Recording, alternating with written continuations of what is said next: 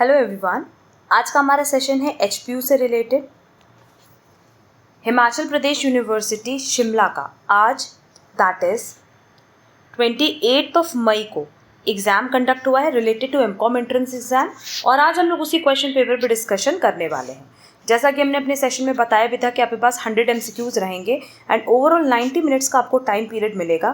यही same paper pattern बना था। इनके प्रॉस्पेक्टस में मेंशन किया गया है 50 क्वेश्चंस एंड टाइम लिमिट नहीं दी हुई है, बट ये हर साल जो नंबर ऑफ क्वेश्चंस पूछते हैं 100 पूछते हैं एंड इनका जो टोटल टाइम पीरियड रहता है 90 मिनट्स का रहता है। इनके पेपर में नेगेटिव मार्किंग इन्होंने नहीं दी है, इसलिए हमने बोला था कि 100 क्वेश्चंस आप लोग अटेम्प्ट करके आना। पेपर अगर देखा जाए तो ओवरऑल ईजी ही था। बहुत सारे ऐसे क्वेश्चंस थे जो डायरेक्ट थे और बहुत सारे क्वेश्चंस ऐसे भी थे जो हमने ऑलरेडी प्रैक्टिस कराए हुए हैं हमारे टेस्ट सीरीज़ में, क्लासेस में, सैम्पल पेपर्स में, मैराथन क्लासेस में। तो होपफुली अब सबका पेपर बहुत अच्छा हुआ होगा। एंड सेशन के लास्ट में आप लोग एक बार टोटल कर लेना कि आपका कितना मार्क्स आ रहा है। तो कमेंट बॉक्स में कमेंट करके ज़रूर बताना कि आपका कितना स्कोर बन रहा है। उसके बेसिस पे हम एक कट ऑफ लिस्ट भी बहुत जल्दी आउट करेंगे, ठीक है। तो चलो फिर जल्दी से अपना आज का सेशन स्टार्ट करते हैं। जहाँ हमारे पास सबसे पहला क्वेश्चन है, the system of recording transactions based on the dual aspect concept is called double entry system, single entry system. आगे देखने की जरूरत ही नहीं है। ड्यूअल एस्पेक्ट कॉन्सेप्ट बेसिकली क्या है? डबल एंट्री सिस्टम, जहां हम लोग एक अकाउंट को डेबिट और एक को क्रेडिट करते हैं। Next, the basic function of accounting is to summarise the data, no, assist the management, no, interpret the data, no, record all business transactions of monetary nature. Correct है। सारे business transaction को books में record करना और हर वो transaction जो monetary nature का है उसको रिकॉर्ड करना, ये है basic functions of accounting. Next, हमारे पास असेट्स दिया है, लाइबिलिटीज़ दी है। क्या हम कैपिटल निकाल सकते हैं? बहुत आराम से निकाल सकते हैं, क्योंकि capital plus liability is equal to asset होता है। ये साइड मेरे पास 14 लाख दिया है, तो ये साइड भी तो 14 लाख होना चाहिए, जिसमें से 6 लाख मेरी लाइबिलिटी है, तो बाकी 8 लाख क्या होगी? कैपिटल। तो करेक्ट आंसर होगा D.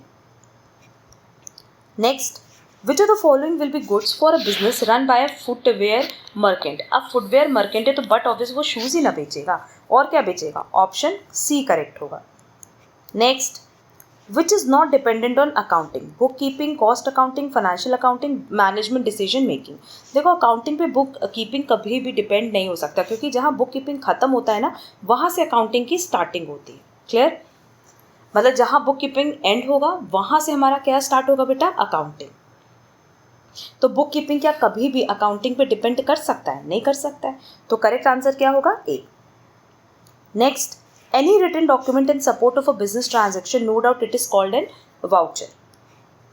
Next, in the balance sheet contingent liability is shown. contingent liability को हम हमेशा फुटनोट में दिखाते हैं और इसका रीज़न होता है convention of full disclosure method, जो कि ऑप्शन 1 में ही दिया हुआ है, convention of disclosure. Next, dash transactions of business firms at one end and their customers on the other hand. Simple है, बी टू सी बोल रहा है, business to customer, that is correct answer होगा B. Next, the major advantage of a franchise is training and management assistance, personal ownership, nationally recognized name. जब भी हम franchise लेते हैं तो उसका रीज़न ये होता है कि एक तो वो बना बनाया ब्रांड है, अपनी मेरी खुद की ओनरशिप उसमें हो जाएगी, और ट्रेनिंग के लिए भी अलग से लोग आते हैं। तो करेक्ट आंसर होगा D, all of the above. Next, joint Hindu family business में कर्ता की लायबिलिटी हमेशा अनलिमिटेड होती है। Next, the structure in which there is a separation of ownership and management. Ownership अलग, मैनेजमेंट अलग, ऐसा कहाँ होता है बेटा? कंपनी में होता है ना। हमने बताया भी है कि कंपनी की अपनी सेपरेट लीगल एंटिटी होती है, और ये ऑप्शन ए में दिया था। नेक्स्ट, ई कॉमर्स का फुल फॉर्म क्या है? इलेक्ट्रॉनिक कॉमर्स, जो कि ऑप्शन बी में दिया है। Next, threat to commit suicide, हमने बताया भी है कि एज पर बिजनेस लॉ अगर आप कह रहे हो कि हम डरा रहे हो कि आप मेरे साथ कॉन्ट्रैक्ट में एंटर करो, नहीं तो हम सुसाइड कर लेंगे, तो ये क्या है? Due to coercion. Next, every promise and every set of promises forming the consideration for each other, इसको हम कहते हैं अग्रीमेंट। अब इसी में अगर इन्फोर्सिबिलिटी बाय लॉ भी होता तब ये बन जाता कॉन्ट्रैक्ट, ठीक है। और ये सब हमने अपने चैनल पे ऑलरेडी MCQs फॉर्म में डिस्कस किया हुआ है। When a contract is broken, what remedy is available before the party who has suffered? He may sue for specific performance, he may rescind the contract, he may sue for damages. वो किसी के लिए भी claim कर सकता है। अगर उसको लगता है डैमेजेस लेने से वो सेटिस्फाइड है तो डैमेजेस के लिए क्लेम करे। अगर वो चाहे तो कॉन्ट्रैक्ट खत्म कर दे, चाहे तो वो कहे कि नहीं स्पेसिफिक परफॉर्मेंस होगी, किसी भी ऑप्शन को वो चूज़ कर सकता है, तो करेक्ट आंसर होगा D. Next, the act which deals with the matters relating to the contract is called the Indian Contract Act 1872। Next, the consideration, जो कंसिडरेशन आ रहा है वो पास में मिला हो, प्रेजेंट में मिलना हो या फ्यूचर में मिलेगा, तीनों ही ऑप्शन करेक्ट है। नेक्स्ट, वेजिंग अग्रीमेंट की बात करें तो ये हमेशा वॉइड होता है, और कंटिंजेंट कॉन्ट्रैक्ट की बात करें तो ये हमेशा वैलिड होता है। Next, the remedies open to a person agreed from a breach of contract, contract तोड़ने से जिस पर्सन को लॉस हुआ है उसके पास क्या रेमेडीज अवेलेबल है? डैमेजेस के लिए क्लेम कर सकता है, इंजक्शन के लिए क्लेम कर सकता है, क्वांटम मेरिट के लिए, कि जितना एटलीस्ट उसने सर्व किया उतना उसको पैसा मिले, तो करेक्ट आंसर होगा D, all of these. Next, recession of contract, recession का मतलब होता है कि पूरी तरीके से कॉन्ट्रैक्ट को ख़त्म करना या उसके कुछ टर्म्स को ख़त्म करना, that is cancellation of all or some of the terms of a contract, correct answer होगा B. Next, the control charts and procedures of descriptive statistics which are used to enhance a procedure can be classified into which of these categories? Behavioral tool, serial tools, industry statistics और statistical tools। इसका जो exact answer है ना वो SPC है, that is statistical process control, और ये option D में दिया है। Next, calculate the value of F statistic having a cumulative probability of 0.59। आप देखो, अगर हमसे एफ स्टैटिस्टिक के बारे में पूछे तो सिंपली हम लोग क्या करते हैं, इसका फॉर्मूला क्या है, क्यूमुलेटिव प्रोबेबिलिटी दी हुई है कितनी, 0.95 है ना, इसका फॉर्मूला होता है 1 माइनस अल्फ़ा, तो 1 माइनस मेरे पास वैल्यू दी है 0.95 की, माइनस कर दो, आंसर आ जाएगा 0.05, जो कि ऑप्शन डी में दिया है। Next, the value of constant E appearing in normal distribution, इसकी वैल्यू होती है 2.71828, और ये हमारे पास ऑप्शन डी में दिया है, इसको राउंड ऑफ कर दिया है। Next, if the value of the coefficient of determination, मतलब आर स्क्वायर की वैल्यू कितनी दी है 0.64, तो आर की वैल्यू क्या हम निकाल सकते हैं? हाँ निकाल सकते हैं, और ये हमने अपने second channel CA Kajal Deroliya statistics पे बहुत डिटेल में बताया भी हुआ है, तो करेक्ट आंसर होगा B, 0.80। Next, graphical method under dispersion, dispersion में जो ग्राफिकल मेथड होता है उसको हम लोग किस नाम से जानते हैं? लॉरेंस कर्व, ये भी हमने बताया हुआ है। नेक्स्ट, पॉजिटिवली स्क्यूड डिस्ट्रीब्यूशन में मीन बड़ा होता है मीडियन से, बड़ा होता है मोड से, और मेरे पास ये ऑप्शन कहाँ दिया हुआ है? बी में, तो करेक्ट आंसर होगा B. Next,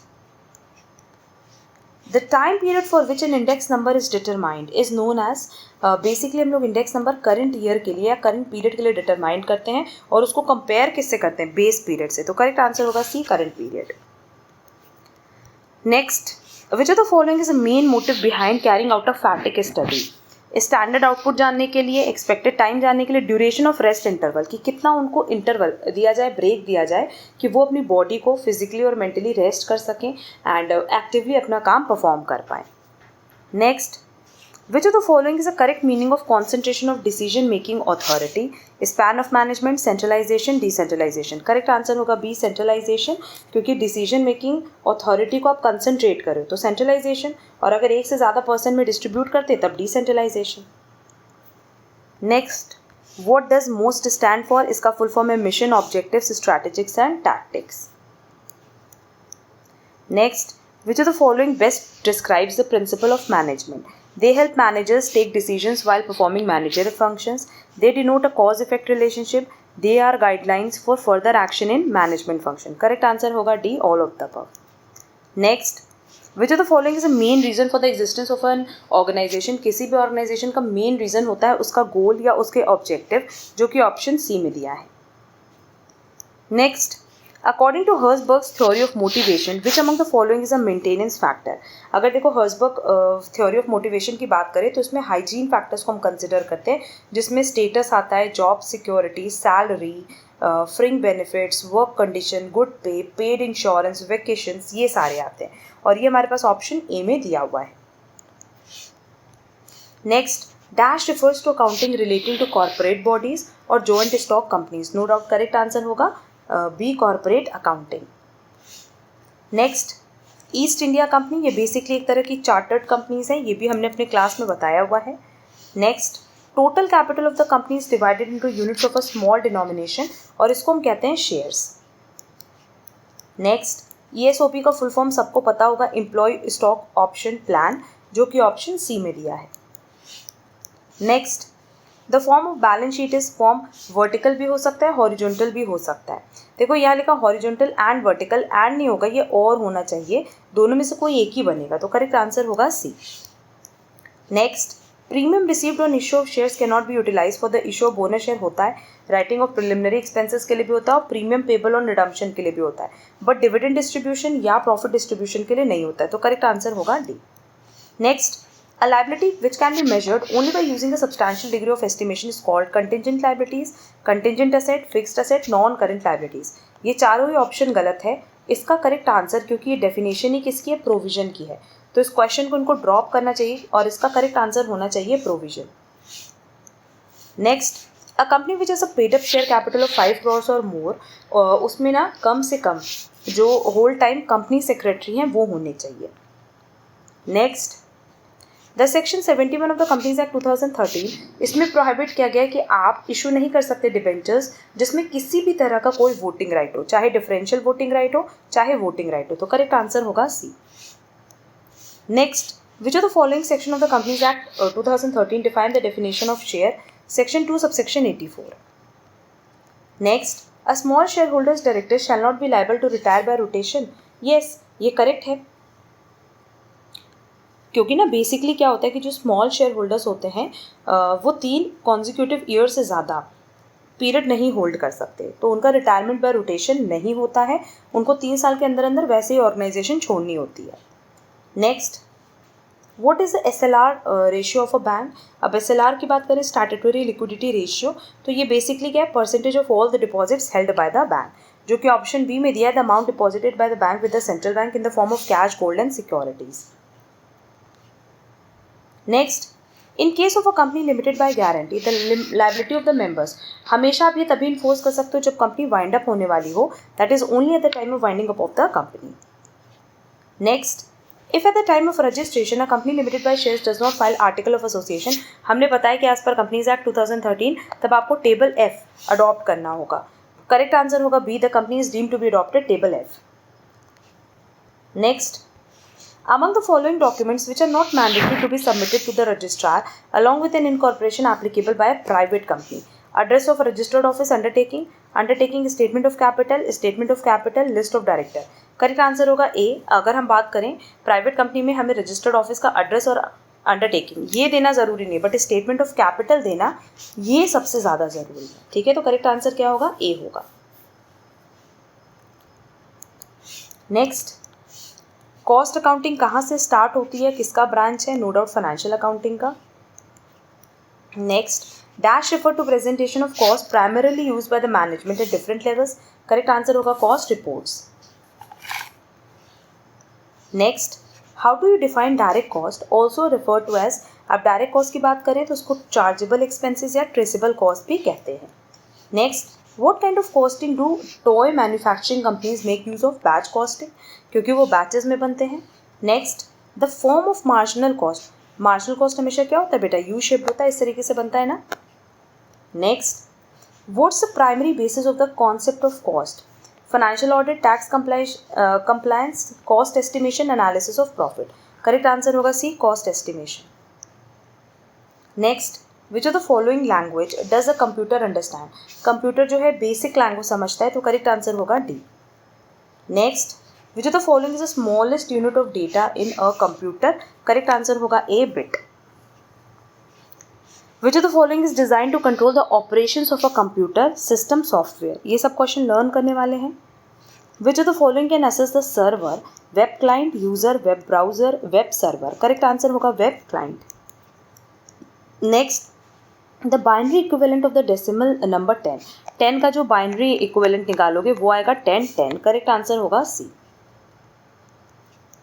next, dash is basically a form of pictorial presentation, animations. Next, what is a high speed memory between the main memory and the CPU call, इसको हम लोग कहते हैं cache memory. Next, a digitizer converts dash input into digital input, correct answer होगा C, analog। There are how many heads of income tax? No doubt 5. सबको पता है कि पहला house property, salary, capital gain, PGBP and other sources. A person with a dash age or more is considered as a super senior citizen. 80 correct answer होगा सी. और 60 या उससे ज़्यादा होते तो सीनियर सिटीजन आते. नेक्स्ट, यहाँ देखो TDS का रेट पूछा है under section 192A. Correct answer होगा @10%. Next, scholarship receive by student to meet the cost of education. देखो जो स्कॉलरशिप मिलती है नो डाउट वो तो उसके हाथ में इनकम है, बट क्योंकि कॉस्ट एक्सपेंसेस के लिए मिली है ना, खर्चे के लिए मिली है, एजुकेशन एक्सपेंसेस के लिए, तो वो फुली एग्जेम्प्ट होती है.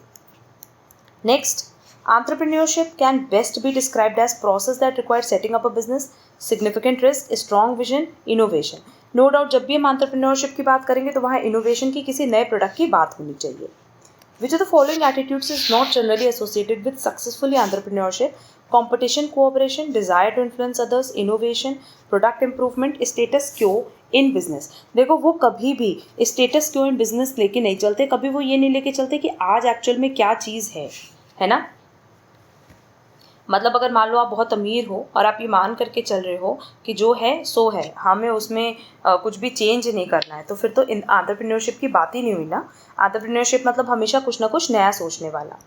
Next, professional money manager who makes risk investment from a pool of equity capital to obtain a high rate of return on investment. ये बेसिकली किसकी डेफिनेशन है? वेंचर कैपिटलिस्ट की. Next, dash can be defined as a specifically evolved work plan designed to achieve a specific objective within a specific period of time. Project. सब definition ही दी है. Next, which of the following might be termed as disadvantage faced by small business? Greater flexibility, greater ability to serve specialized markets, extreme personal commitment of the owner, more personal service. Correct answer होगा सी, क्योंकि अगर small businesses की बात करें तो इसका सबसे बड़ा डिसएडवांटेज यही है कि जो स्पेशलाइज्ड मार्केट है, मतलब जहाँ पे स्पेशलिटी आपको दिखानी होती है, वहाँ के लिए इनके पास बहुत ज़्यादा एबिलिटी नहीं होती. Next, a provisional SSI registration certificate is valid for a period of 5 years. और ऑप्शन में देखोगे ना तो कहीं भी 5 years नहीं दिया, बट इसका करेक्ट आंसर होगा 5 years.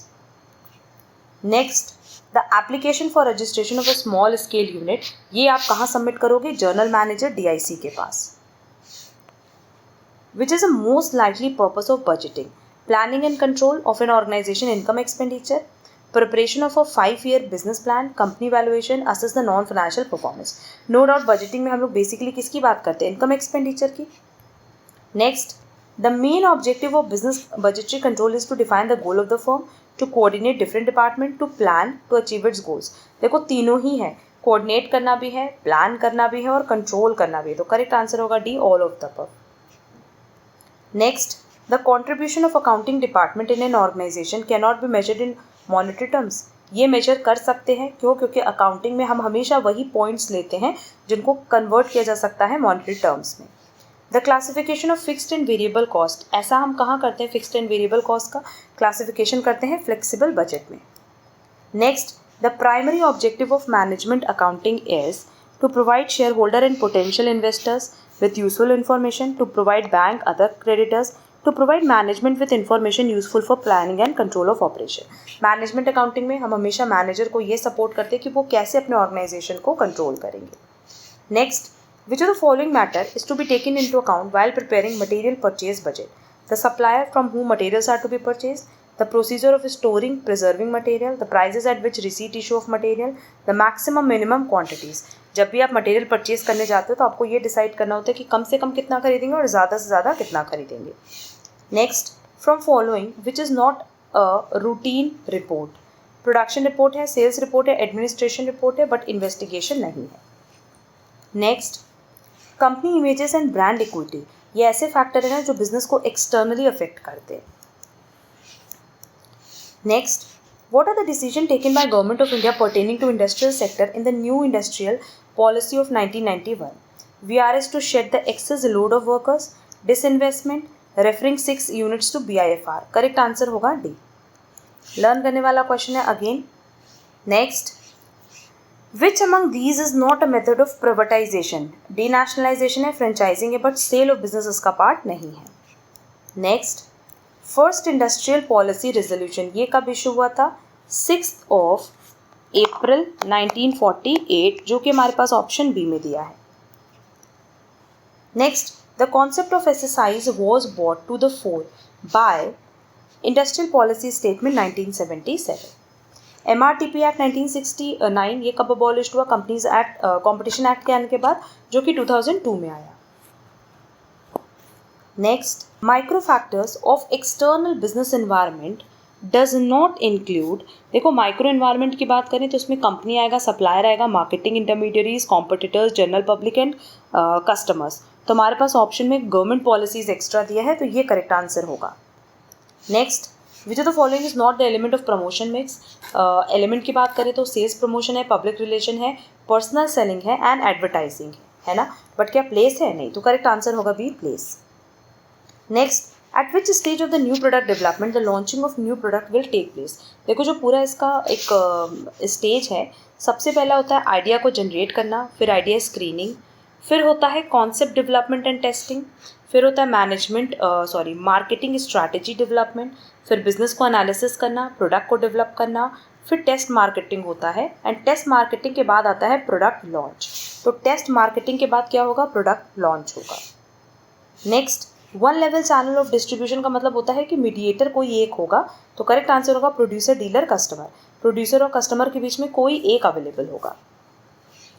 Next, which is the element of modern marketing? It emphasizes mutual benefit, customer oriented, operational. Modern marketing हमेशा से कस्टमर पे ही फोकस्ड रखता है.